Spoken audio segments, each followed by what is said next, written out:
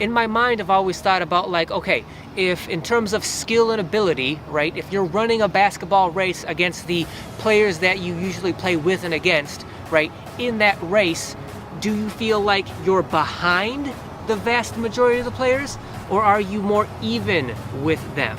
Like, do you feel you're constantly playing catch up, like they're constantly and consistently ahead of you and you're trying to catch up to them because they're just better than you? Is that the perception that you get from the experience of playing with and against them on a regular basis? Or do you feel like you're pretty even with them? Because like we established, most of the players out here are going to be in that intermediate, vast majority section of the bell curve. So do you feel like you're with them, or do you feel like you're constantly trying to chase them and catch up to them because you're behind them because you're a beginner and the majority of them are intermediate?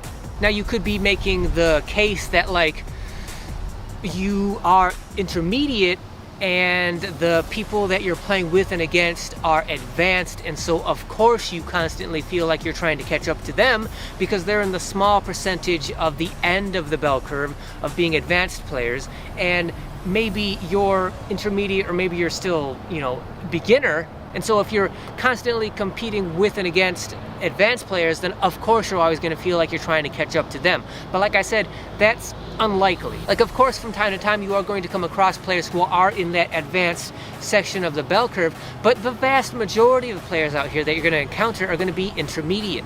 So making that assumption, do you feel like you're even with them, or do you feel like you're still trying to catch up to them?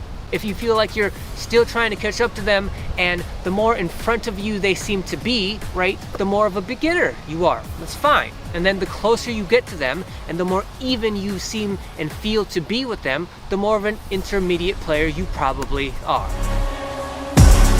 So now let's touch on the best and fastest way I think you can cross over from being a beginner to being intermediate.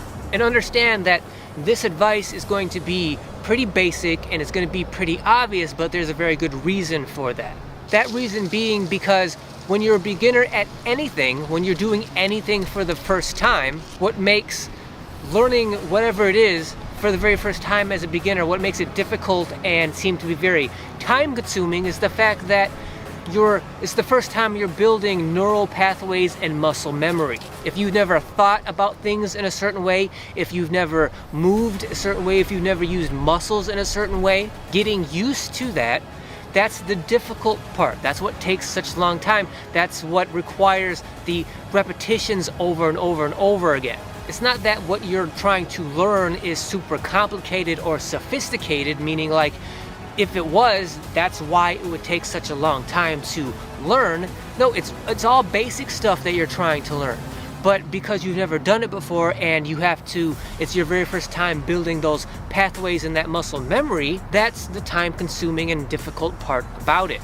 That being understood, my advice for the best and fastest way you can go from being a beginner to an intermediate player is by being self-aware, right? Knowing yourself, knowing your game, right? And the biggest part of that is knowing what your strengths and weaknesses are. And then you need to be super self-critical of your abilities. You need to be very honest and be aware of what your weaknesses are, what your worst weaknesses are.